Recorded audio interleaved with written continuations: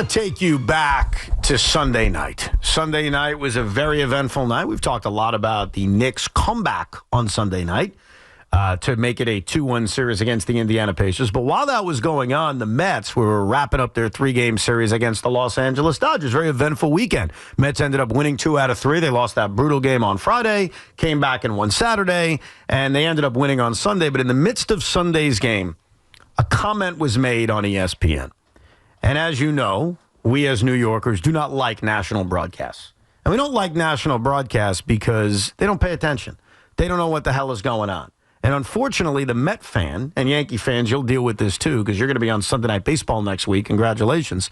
The Met fan had to deal with a national broadcast Friday, Apple TV+, a national broadcast Saturday, Fox. I don't actually mind A.J. Przinsky, but that's another story. And then a national broadcast on Sunday. And you knew ESPN would say something to piss you off.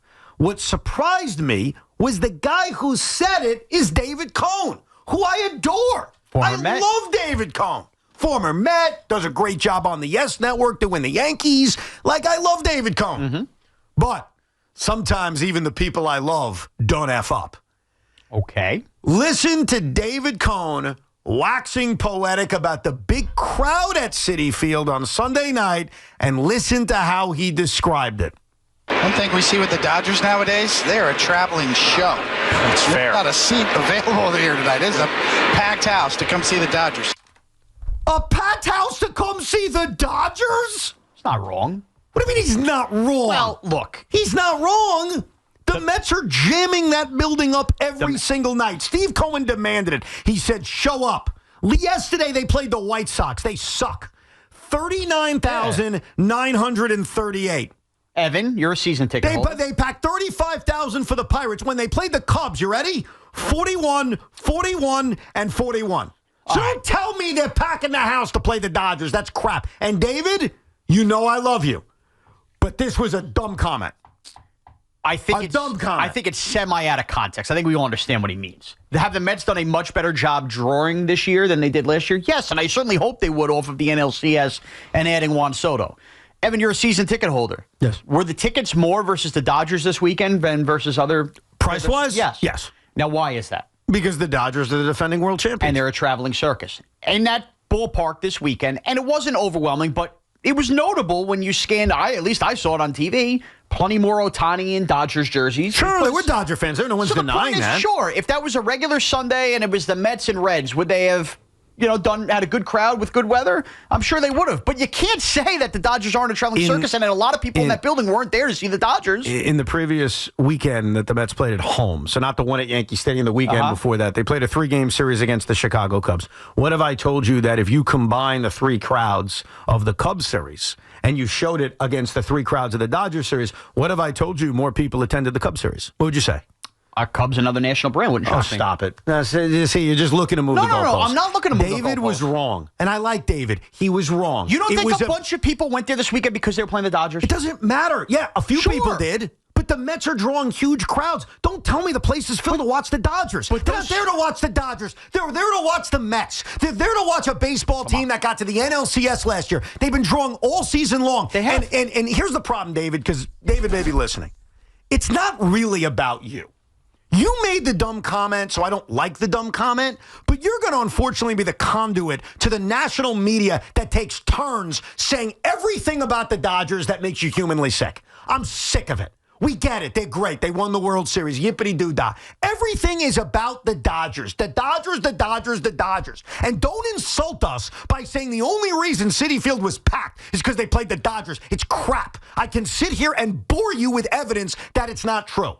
All right. So I'm not even really mad at David Cohn. He's the conduit to my anger at the national media that takes turns giving back massages to everybody from Shohei Ohtani to Mookie Betts to the stupid logo on the front of their chest. I hate the Dodgers. I hate them. They are now number 1. Congratulations. This has never happened before. You're number 1 on my hate list. I hate you. I can't stand you. I want you to go down in flames. And Ohtani doesn't even pitch, but he throws batting practice, and we freak out. The guy hasn't pitched in a major league game in 2 years. Stop acting like he's a unicorn. Go pitch, and then we'll act like he's a unicorn. Go pitch. He hasn't pitched in 2 years, and we got to hear about it constantly. I hate them.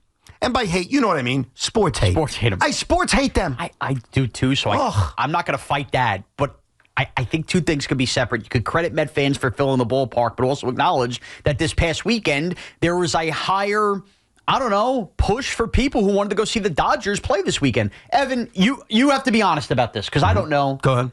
You're a season ticket holder to the New York Mets. Yes. Okay? There are some years you take baths, some years you don't. Mm-hmm. This past weekend, you said you were up visiting your parents. I don't think you made it to one game until yesterday with the White Sox. I did not go to any of the Met Dodger games. Which I'm going That's why I'm going to the White Sox back to back. I'm going to assume. Yes. And correct me if I'm wrong, you sold all 3 games. Correct. Okay. Did you find yourself making more money than you usually do?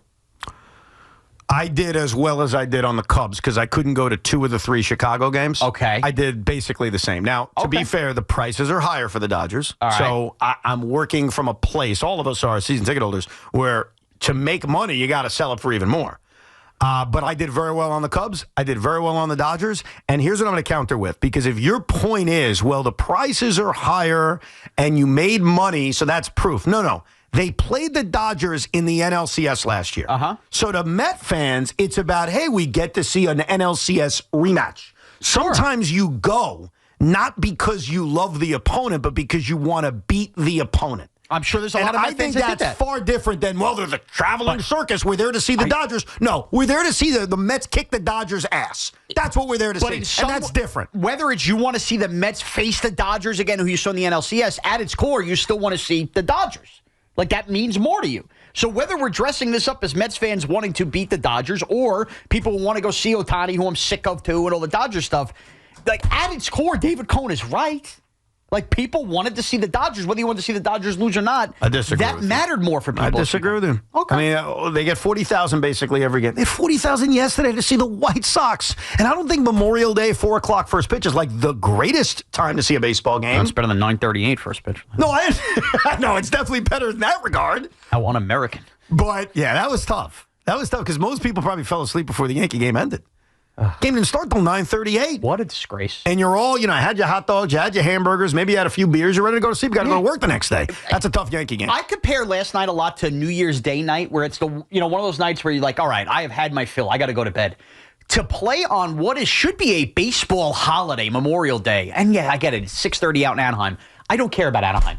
These are the New York Yankees. They should not be playing a game at 9:30 at night on Memorial Day. The problem is you cannot care about it all you want. But it's the a reason. Start times are created by the home team, and the home team probably figures we'll do better on Memorial Day by having a 6:30 first pitch versus a 12 o'clock first pitch. You know what? Baseball dressed up a week ago their whole rivalry weekend, which we had a lot of fun with the Subway Series. Here's a thought, baseball. Try to own Memorial Day weekend, and if that's what teams are going to want to do, let the West Coast teams stay out West Coast and play that, and let's just get some fundamental good games here and play these games early. I understand. I totally get it. That was a weird 9:38 first pitch. Like, even I was all excited. I sat down. I'm watching the Yankee game. I was going to score it, and I realized I can't stay up that late. I got one eye open as Volpe's driving and runs yesterday. It was tough, but you guys won.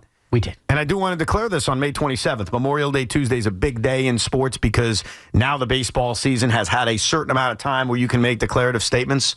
So in honor of my dear friend, Sal Licata, because Sal and I spoke before the show. Of course, coming up at 5 o'clock, we'll ask him if the NL East is over.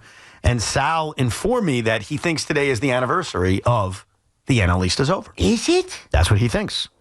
So I'd like to make a declaration. Sure. Not as controversial, certainly won't gain as much attention, and I don't want it. Ladies and gentlemen, on May 27th at 4:43 p.m. Eastern Time, the AL East is over! What am I supposed to do here? Fight you on that? Because I agree. I mean, the Rays are in second place now. Now, you don't have guts, though. You don't have guts. Go ahead. I'm getting close, but you should really feel this way. Go ahead.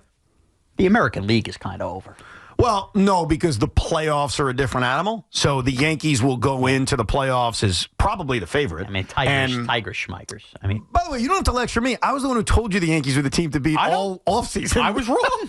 But the difference is it's all a different story come October. But yeah, I do agree with you that I think the Yankees will go into the postseason as the clear team to beat, probably with home field advantage throughout. Yeah. But what I'd like to do for now, before we get to October, is the AL East is over. The AL East is over, and David Cohn was right. We've established two things. David Cohn is not right, but the AL East is over. In fact, I'll take it up a notch. The AL East is over. Wow. I already have that ready to go.